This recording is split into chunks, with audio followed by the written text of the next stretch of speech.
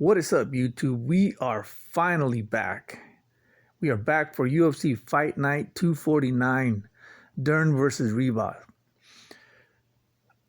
We are now at $418.58.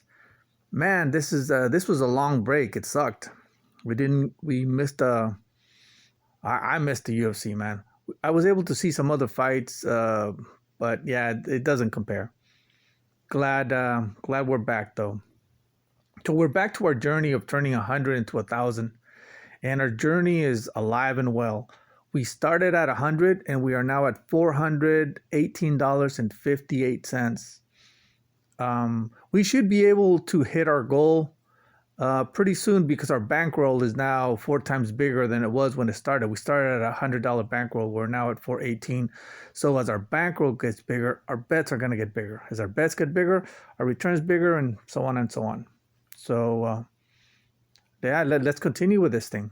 Well, our parlay for this week is going to be none other than Jose Johnson and Cesar Almeida. Jose Johnson is right now at a minus 180, and Cesar Almeida is a minus 285. You put those two together, and it gives you a plus 110. We are going to bet $108.58 to win $119.59. This is going to be a good bet. I like it, and hopefully some of your favorite MMA predictors will tell people to stay away from the Jose Johnson fight, or we'll even pick Felipe Bunes to win, so that we can Jose those odds will get even better for us. He started at a minus 220. He's now at a minus 180, which means there's money coming in on Felipe. You know what? Even better for us, man. I hope some of these guys they keep pumping up Felipe, and yeah, we'll get better odds with Jose Johnson.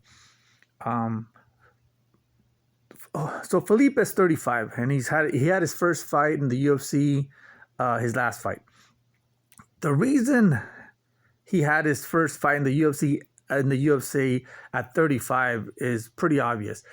While he's a very good fighter, he's not UFC material. He's a C average at best fighter as far as the UFC is concerned.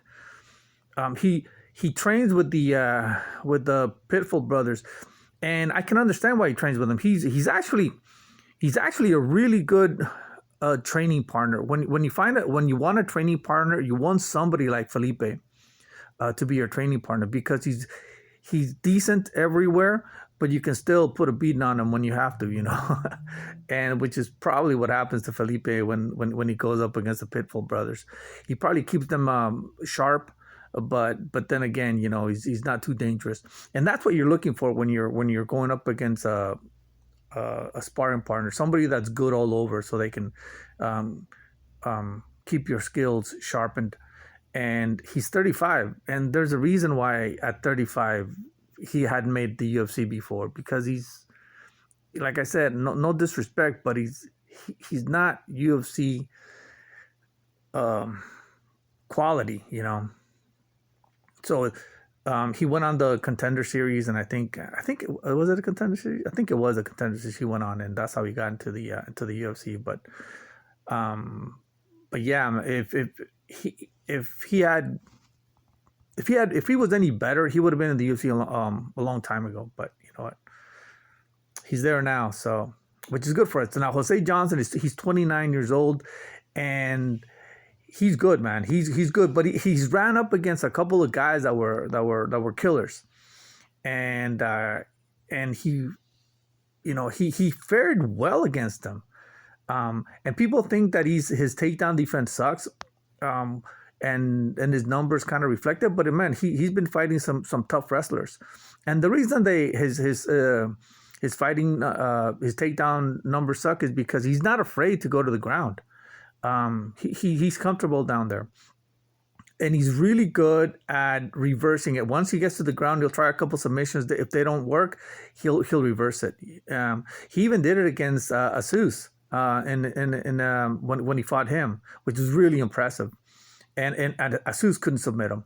So and if you fight Asus, your numbers are your takedown defense numbers are going to go down. That's just the way it is, man. Asus is a beast when it comes to wrestling.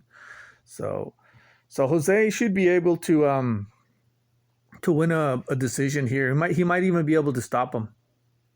Felipe, you know, um, he's just not UFC championship material. Like I said, no disrespect, but he's just not. And Jose Johnson should be able to take care of him. And like I said, I hope some more people, some more of these predictors pick Felipe to win, so that our numbers for Jose will get even better come fight time. We're also picking Cesar Almeida. He's a minus 285. I believe he was a minus 300. So some money has come on Abdul Hassan. Now, Abdul Hassan, he's a judo guy who's really good at, who has power. Cesar Almeida, the as Joe Rogan would say, the top of the food chain when it comes to striking. He's very good, and Abdul he's got no shot at beating Cesar Almeida. The only thing Abdul would be able to do is maybe grab him and take him down, but he doesn't even do that. He doesn't even use his judo. He fell in love with his power, and even if he does take him down, he's a judo guy. Judo guys are good at grabbing you and slamming you to the ground, but then that's it.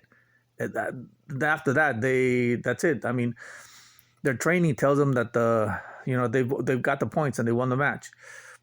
So they don't really know what to do afterwards. And so Cesar Almeida should be able to pop up if Abdul even tries to do that, which I don't even think he will. I think he's just going to try to strike with him. And Abdul, good luck with that, man. Cesar's probably going to end up knocking him out and Abdul is probably going to get tired. So he's probably going to end up getting tired, and Cesar Almeida should be able to make short work of him. There's a couple of other fights that I'm going to bet on.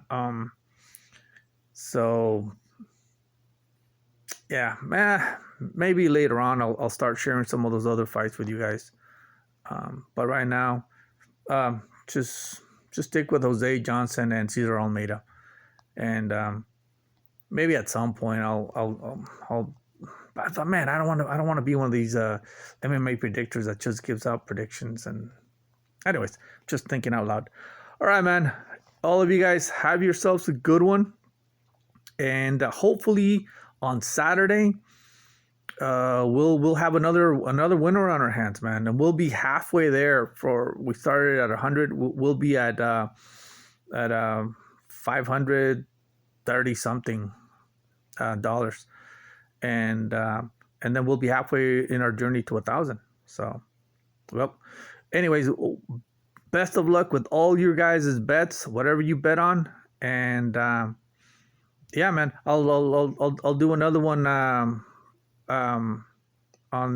Sunday, a recap. All right, fellas, have yourselves a good one, and till the next, late.